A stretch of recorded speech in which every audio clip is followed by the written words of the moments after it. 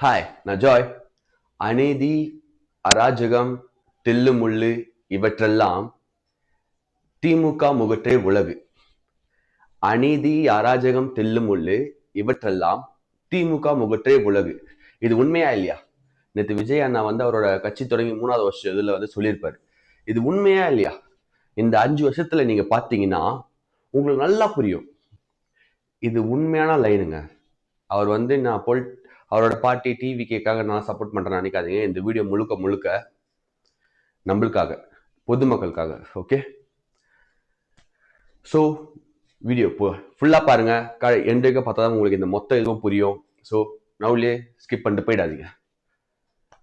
ஏன் நான் இதை சொல்றேன்னா, நீங்க கடந்த ஒரு மாசத்துல எடுத்து பாருங்க. இந்த வருஷம் தொடங்கி ஒரு மாசம் முடிஞ்சிருக்கு. கடந்த ஒரு மாசத்துல மட்டுமே திருத்தணியில ஓடுற ட்ரெயின்ல ஒருத்தனை வெட்டுறானுங்க. சின்ன பசங்க இத்தனைக்கும் வெட்டுறானுங்க. அவனுக்கு எப்படி தெரிய வந்தது? அதை எடுத்து இன்ஸ்டாகிராம்ல போஸ்ட் போடுறானுங்க. அவனுக்கு ரெகுலரா போட்டுனே இருந்திருக்கானுங்க. இது வைரலாவோ தான் தெரிஞ்சிருக்கு நம்மளுக்கு. இது ஒண்ணு. இத்தனைக்கும் அவனும் ஊரை விட்டு இங்க வந்தான். தமிழ்நாட்டில் நம்மளுக்கு ஒரு வாழ்வாதாரம் கிடைக்கும், நம்மள ஒரு வாழ்க்கை தரத்தை உயர்த்த முடியும் சொல்லிதான் அவனும் இங்க வந்தான். ஆனா ஒரே நாள் அவனை ஓட விட்டாங்க. ஒரே நாள்ல. இத்தனை வாழ்க்கையில ஜென்மத்தை திரும்பி தமிழ்நாட்டு பக்கமே வரமாட்டான்.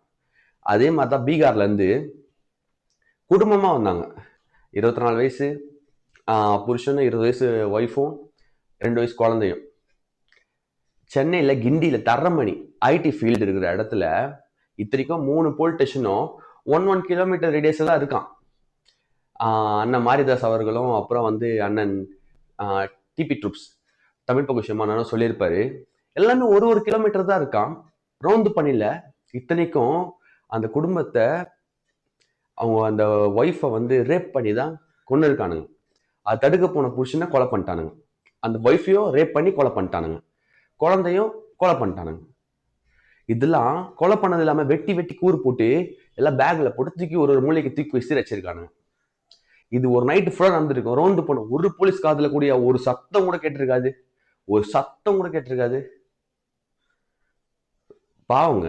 ஏதோ ஊர்ல தன்னோட குடும்பத்தை இந்த தமிழ்நாட்டில் வந்தா நிறைய பேர் பொழைக்கிறாங்க, நம்மளால பொழைக்க முடியும், நம்ம வாழ்க்கை தரத்தை உயர்த்த முடியும் அந்த நினைச்சு வந்திருப்பான். ஒரு மாசம் கூட அவன் ஆவலையாம். முழுசா சென்ட்ரல் இறங்கி இருப்பான். நிறைய பேர் நீங்க எல்லாம் கூட பார்த்துருப்பீங்க. ஆனா யாரோ தங்க மாதிரி இருந்திருக்கும். செத்துட்டாங்க.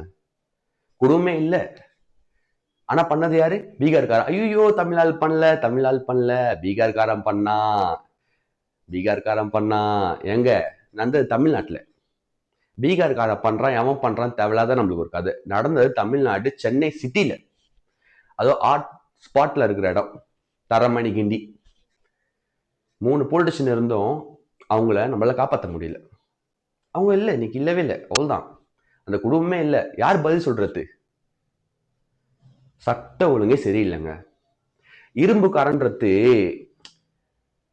கவர்மெண்ட் அதிகாரியோ, சிஎம் சார் ஸ்டாலினியோ, அந்த இருக்கிற எம்எல்ஏ மினிஸ்டர்ஸ் எல்லாம் இல்லை. அவங்கள பாதுகாக்கிறதுக்காக இந்த இரும்புக்காரன் போலீஸ் இல்லை. ஓகே, சாதாரண நம்மள மாதிரி ஜனத்தை தான், பொதுமக்களை தான் பாதுகாக்க அந்த இரும்புக்காரன் வேணும். போதை தடுப்புன்றது வேணும். ஏன்னா இந்த போதையால தான் நிறைய பேர் அழிஞ்சு போறானுங்க. நிறைய பேரோட வாழ்க்கை சீரழிஞ்சு போகுது. இரும்புக்காரம் நம்மளுக்கு தான் இருக்கணும், அவங்களுக்கு இருக்கக்கூடாது பாதுகாப்பா. அதே மாதிரி இந்த குடியை இது பண்ணுவோம், நாங்க ஆட்சியில குடி இது பண்ணுவோம், அது பண்ணுவோம். ஆனா ஒண்ணு கூட பண்ணல. நம்ம எதுக்காகங்க 2021 திமுக ஓட்டு போட்டோம்? நல்லா யோசிச்சு பாருங்க. சாத்தாங்குள கேஸ் நடந்தது. அதுல நம்ம அதிமுக ஐயோ அம்மா போனதுக்கு அப்புறம் இந்த கட்சி அவள் தான்டா நாசமா போயிடுச்சுடா, இதுக்கு மேல இந்த கட்சி நம்ம தமிழ்நாட்டில் இருக்கவும் கூடாது, வேணாம் சொல்லிதான் ஒதுக்கி திமுக நம்மளுக்காக நல்லது பண்ணுவாங்க, அவங்க முன்னால தப்பு பண்ணியிருந்தாலும் இப்ப திருந்திருப்பாங்க, நம்மளுக்காக நல்லது பண்ணதான் வர்றாங்க. ஏன்னா அவங்க சொன்ன கோரிக்கைகள், அவங்க சொன்ன அந்த விட்ட அறிக்கைகள் எல்லாமே நல்லா இருந்தது, மக்களை இருக்கிற மாதிரி இருந்தது, மக்கள் அதை ரசிச்சாங்க, அதை பிடிச்சிருந்தது. உங்களுக்காக ஓட்டு போட்டோம். நான் கூட ஓட்டு போட்டேயா? ஓட்டு போட்டு உங்களை ஜெயிக்க வச்சோம். ஆனா நீங்க என்ன பண்றீங்க? அவங்களோட மோசமா பண்றீங்க. ரொம்ப மோசம்யா. இன்னைக்கு சட்ட ஒழுங்கே சரியில்லை. நாட்டுல சட்ட ஒழுங்கே சரியில்லை. அங்க எல்லா இடத்துலயும் போதைப் பொருள் எல்லா இடத்துலயும் ஓடுதுங்க. ஓடாம இருக்கவே இருக்காது. ஓடின்னு தான் இருக்குது. அது நீங்க வீடியோ பார்க்குற எல்லாருக்குமே உங்களுக்கும் தெரியும். போதைப் பொருள் எந்த தமிழ்நாட்டில் வந்து தலைவிரிச்சு ஆடிட்டு இருக்குன்னு. பல பேர் குடும்பம் நாசமா போகுது. இந்த இரும்பு கரம் அப்படின்றாங்களே, இரும்பு கரம் கொண்டு நாங்க அடக்குவோம் அப்படின்றாங்களே. சார், உங்க வீட்டு பாதுகாப்பு இல்லை, நீங்க போகும்போது வரும்போது பாதுகாப்பு இல்லை sir. Stalin sir, CM sir, அது வந்து அந்த இரும்பு கரம் எங்களுக்கு தான் பாதுகாப்பு. எங்க பாதுகாப்புக்கு தான் நாங்க டாக்ஸ் கட்டுறோம், அதுக்காக தான் அவங்க சம்பளம் வாங்குறாங்க, அதுக்கு தான் அவங்க உழைக்கிறாங்க. அது உங்களுக்காக பாதுகாப்பு இல்லை, எங்களுக்கு பாதுகாப்புக்கு தான். ஓகேவா? எங்க பாதுகாப்புக்கு தான் நாங்க வந்து டாக்ஸ் கட்டுறோம், அதுக்கான பணி அவங்க எங்களுக்கு தான் செய்யணும். உங்களுக்கு செய்யக்கூடாது. உங்க குடும்ப பாதுகாப்பு கிடையாது, இல்ல உங்க எம்எல்ஏ மினிஸ்டர்ஸ் பாதுகாப்பு கிடையாது, எங்க பாதுகாப்புக்கு. ஓகே. அதே மாதிரி இந்த கரூர் கிருஷ்ணராயபுரத்துல வந்து எம்எல்ஏ பழனிபாண்டி சத்தியமா அசிங்கமா வந்து எம்எல்ஏ பழனிபாண்டின்றவரு அவர் ஒரு குவாரி வச்சிட்டு இருக்காரு அந்த இடத்துல, கிருஷ்ணராயபுரத்துல. அங்க வந்து அந்த குவாரியில மணல் கொள்ள, கனிம வள கொள்ள அடிக்கிறாருன்னு சொல்லிட்டு அங்க இருக்கிற ஜனங்களே பொறுக்க முடியாம போலீஸ் ஸ்டேஷன்ல கம்ப்ளைண்ட் கொடுக்க முடியல அவங்களால. போலீஸ் ஸ்டேஷன் கம்ப்ளைண்ட் கொடுக்க முடியாததுனால நியூஸ் சேனல்ல வந்து அணுகுறாங்க. நியூஸ் தமிழ் 24/7 அந்த நியூஸ் சேனல் அணுகி, இந்த மாதிரி வந்து எங்க ஊர்ல வந்து இந்த மாதிரி கொள்ளாச்சிட்டு இருக்காங்கயா, எங்களால் தட்டி கேட்க முடியல, அவன் மோசமான ஆளு, எங்களை என்ன வேணா பண்ருவான், அதால போலீஸ் ஸ்டேஷன்ல கம்ப்ளைண்ட் கொடுத்தாலும் அவங்க வந்து எங்களை தான் இது பண்றாங்க தவிர அவரை ஒரு சட்டம் கூட பண்ண மாட்டாங்க. போலீஸ் கூட அவங்க கையில தான்றாங்க, அந்த எம்எல்ஏ கையில, பழனிபாண்டி அவர் கையில. அதால ஜேர்னலிஸ்ட நம்பி அந்த மக்கள் வந்து நியூஸுக்கு சொல்லி செய்தியாளர் கதிரவன், ஒளிப்பதிவாளர் செபாஸ்டின், அது இல்லாம சமூக ஆர்வலர் சுடலை கண்ணு, இவங்க அப்புறம் டீம் போறாங்க. அங்க போகும்போது அந்த குவாரிக்குள்ள என்டர் ஆயிட்டாங்க. என்டர் ஆன உடனே எம்எல்ஏ பழனிபாண்டியும் அவங்க கூட இருக்கிற 50 அடியால் பண்ணிங்க அந்த பண்ணிங்க வந்து ஓடி வந்து இவங்க சர்ற மாதிரியா வச்சிருக்காங்க, சர்ற மாதிரியா. அத நான் ஆடியோ நான் போடுறேன், நீங்க பாருங்க.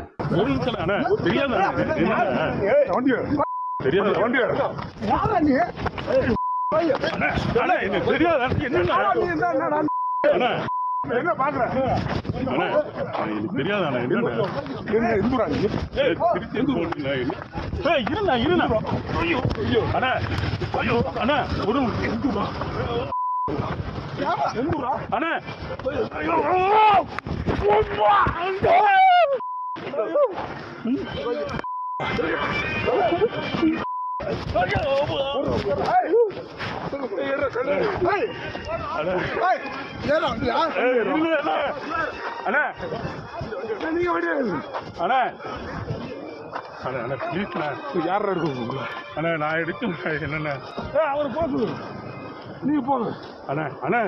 ஆடியோ பார்த்திருப்பீங்க.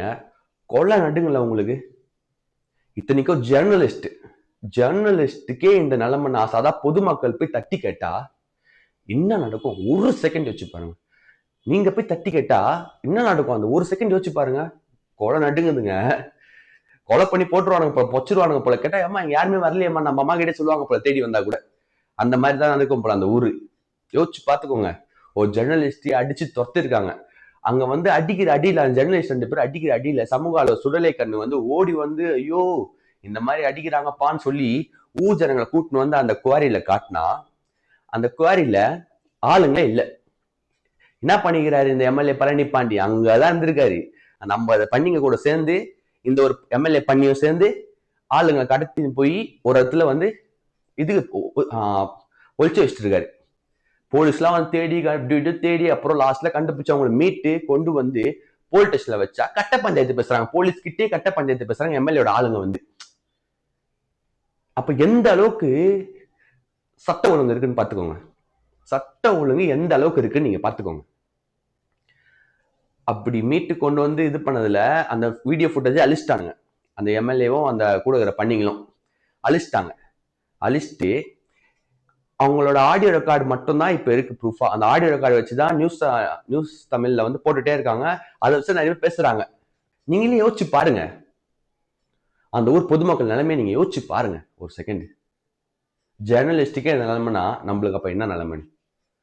நம்மள குப்பைங்க, அது தூக்கி போட்டு போயினே இருப்பாங்க. அந்த இரும்பு காரம், இந்த பாதுகாப்பு எல்லாமே வந்து அவங்களுக்கு தான். அந்த சிஎம் வீட்டுக்கும் அப்புறம் வந்து எம்எல்ஏ மினிஸ்டர் வீட்டுக்கு மட்டும்தான். நம்மளுக்கு கிடையாதுங்க. நம்ம யாரு குப்பை, அவங்கள பொறுத்த வரைக்கும் நம்ம ஒரு காசு. இவங்க நல்லா காசு வருதா, குடிக்கிறான் நல்லா காசு வருது, நம்மளுக்கு டாக்ஸ் கட்டுறான் நம்மளுக்கு காசு வருது. புரிஞ்சுக்கோங்க, இந்த டிஎம்கே ஒரு தீய சக்தி, உண்மையாவே தீய சக்தி தான். உங்களை நம்பி ஓட்டு போட்டது என்ன செருப்பால் நான் அச்சிக்கணும், தீய சக்தி தான். அந்த ஃபுட்டேஜ் வந்து நேத்துக்கா நியூஸ்ல பார்த்தேன். அந்த ஃபுட்டேஜ் வந்து இது எரேஸ் பண்ணிட்டானுங்களே.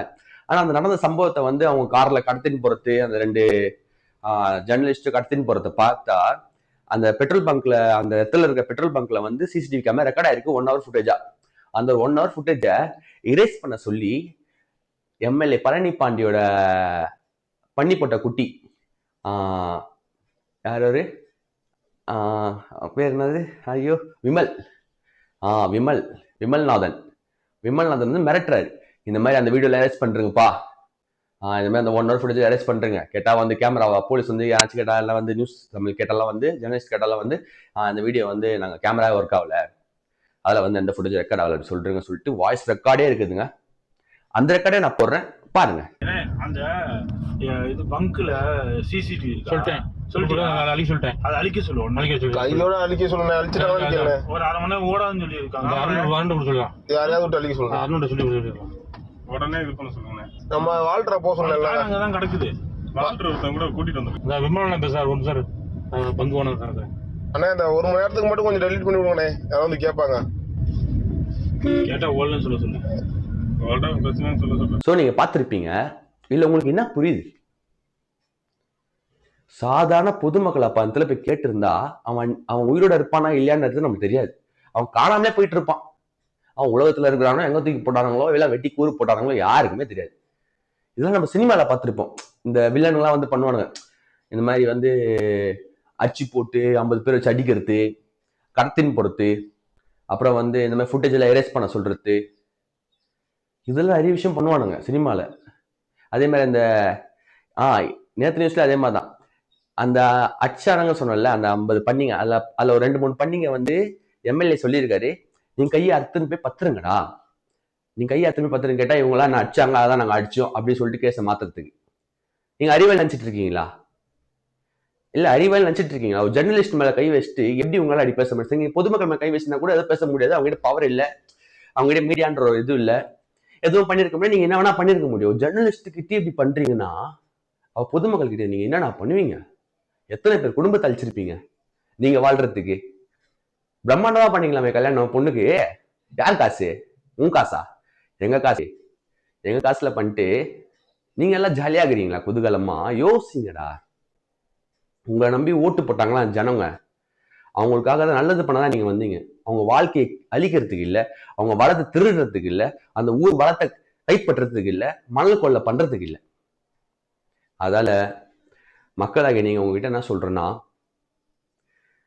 தயவு செஞ்சு திமுகக்கு ஓட்டு போடாதீங்க, வேணாங்க. அது தீய சக்திங்க. உங்க ஓட்டு ஒரு ஓட்டும் இம்பார்ட்டன்ட்ங்க, ரொம்ப இம்பார்ட்டன்ட். நீங்க நினைச்சா மட்டும்தான் நிறைய பேரோட வாழ்க்கை மாறப்போகுது. இல்லை அப்பத்துல இருந்தே என் தாத்தா அப்பா எல்லாமே டிஎம்கே தான், எல்லாரும் டிஎம்கே தான் ஓட்டு போடும். டேய் நீங்க மாறுங்கடா.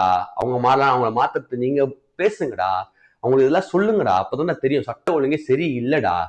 சட்ட ஒழுங்கு இந்த பணக்காரங்களுக்கும் இந்த எம்எல்ஏ எம்பி சிஎம்க்கு மட்டும் தான்டா, நம்மளுக்கு இல்லடா சட்ட ஒழுங்கு. அந்த போலீஸ் எல்லாமே அவங்களுக்கு தான் பாதுகாப்பு, நம்மளுக்கு இல்லை. நீங்க போய் ஒரு ஸ்டேஷன்ல போய் சும்மா கம்ப்ளைண்ட் கொடுக்கலாம், உங்களை கேவலப்படுத்துவானுங்க, ஒரு மாதிரி கேவலமா பண்ணுவானுங்க, என்ன ஊன்னுவானுங்க, ஒரு மரியாதையே இருக்காது. நீங்க எந்த ஸ்டேஷன் ஒரு மரியாதையே இருக்காது. ஓகேவா? அந்த அளவுக்கு இருக்கு சட்ட ஒழுங்கு. தயவு செஞ்சு ஓட்டை பார்த்து போடுங்க. அந்த டிஎம்கே வேணாம் வேணாம் வேணாம். தமிழ்நாட்டில இருந்து டிஎம்கேவை அழிப்போம். ஏன்னா தீய சக்தி, உண்மையா தீய சக்தி. உங்க ஓட்டு ஒரு ஓட்டும் இம்பார்ட்டன்டான ஓட்டு. யாரு வந்து சொல்றதோட செய்வாங்களோ அவங்களுக்கு ஓட்டு போடுங்க. ஊழலே பண்ண மாட்டேன்னு நம்ம அண்ணன் விஜய் என்ன சொல்றாரு, ஊழலே நடக்காது, எனக்கு அந்த காசோ வேணா, நான் பார்க்காத காசோ இல்லை, எனக்கு இந்த அவரு 33 வருஷம் வாழ்க்கையில சம்பாதிக்காது எதுவுமே இல்லை, அத்தனை தூக்கி போட்டு நான் உங்களுக்காக வரேன், உங்களுக்காக நான் வந்து கொடுக்குறேன், என்னோட வாழ்க்கையை 33 வருஷம் உங்களுக்காக கொடுக்குறேன், எனக்காக நீங்க 33 வருஷத்தை கொடுத்தீங்க, நாங்க அடுத்து வர 33 வருஷம் உங்களுக்கு கொடுக்குறேன்றாரு, உண்மையா சொல்றாரு. தயவு செஞ்சு நான் உங்களுக்கு டிவிக்கே போடுன்னு சொல்ல வரல, நான் கருத்தை சொல்றேன். யாருமே அந்த மாதிரி ஊழல் பண்ண மாட்டோம்னு, ஊழல் பண்ணது இல்லைன்னு சொல்லி யாருமே சொன்னது கிடையாதுடா. எந்த கட்சி வேணா சொன்னது கிடையாது, எந்த கட்சியும் கிடையாதுடா. ஏடிஎம்கே, டிஎம்கே, என்ன கட்சி வேணா சொல்லி எந்த கட்சி சொன்னது கிடையாதுடா. அண்ணன் சொல்லியிருக்காருடா. ஆனா நான் உங்க டிவி கேக் போட்டு சொல்ல மாட்டேன்டா. நான் என்ன சொல்றேன்னா, ஓட்டை கரெக்டா போடுங்க. யாரு செய்வாங்க, யார் நல்லது செய்வாங்க, வாயில சொல்றவன் ஏய் இந்த மாதிரி வந்து நான் வந்தேன்னா 4000 ரூபாய் கொடுப்பேன், நான் வந்தேன்னா 5000 ரூபாய் கொடுப்பேன். யார அப்பா வீட்டு காசுல கொடுக்குறீங்க? உங்க வீட்டு காசுல இருந்தா எல்லாமே கடன் வாங்கி கொடுக்குறாங்க. அந்த கடன் நம்ம மேல தான்டா உழுது, அந்த கடன் நம்ம மேல உழுது. அது கொஞ்ச நேரம் புரிஞ்சுக்கோங்க. அவங்க ஒன்னும் ஃப்ரீயா கொடுக்கல காசு, அது கடன் வாங்கி கொடுக்குறாங்க. நம்ம தான் அந்த கடத்துல இருக்கிறோம், நம்ம தான் கடத்துல மாட்டிப்போம். புரியுதா? அதெல்லாம் ஓட்டை வந்து பார்த்து போடுவோம். காசு கொடுப்பாங்க, இந்த மாதிரி இது காசுலாம் கொடுப்போம், வந்தா மகளிருக்கு இவ்வளவு கொடுப்போம், அவ்வளவு கொடுப்போம். இந்த காசே வேணாங்க. நம்ம என்ன கை கால் இல்லை, நம்ம எல்லாம் ஊனமா, நம்ம இல்ல புழக்க தெரியாம இருக்குமா, இல்ல வாய் பேச முடியாம இருக்குமா? எல்லாமே இருக்குல்ல. கை கால் நல்லா தானே இருக்கு, உடச்சி சம்பாதிச்சுக்கலாங்க. நம்மளுக்கு நல்ல திட்டத்தையும், நல்ல சாலையையும், நல்ல விதமான கல்வியையும், நல்ல விதமான பாதுகாப்பான இரும்பு கரம்ன்றாங்களா, அது உண்மையான இரும்பு கரமா இருக்கிற ஒரு கவர்மெண்ட்டுக்கு ஓட்டு போடுங்க. உங்க ஓட்டு ஒரு ஓட்டை இம்பார்ட்டன்ட்ங்க. தயவு செஞ்சு ஓட்டை வந்து கரெக்டா போடுங்க. யாருன்றத பார்த்து போடுங்க. இன்னும் 1 மாசம் தான் இருக்கு, 1 மாசமோ 1.5 மாசமோ 2 மாசமோ தான் இருக்கு. ஆக மொத்தம் கரெக்டா சிந்திச்சு குடும்பத்தோட ஆலோசனை பண்ணி பேசி ஓட்டை போடுங்க. உங்க ஒரு ஓட்டை இம்பார்ட்டன்ட். அதை நம்பிதான் என் வாழ்க்கையா இருக்கு, உங்க வாழ்க்கையா இருக்கு, பாக்குற எல்லாரோட வாழ்க்கையும் அதை நம்பிதான் இருக்கு. தயவு செஞ்சு ஓட்டை பார்த்து போடுங்க. Bye. I am Joy. So நிறைய பேசலாம். பாய் பாய்.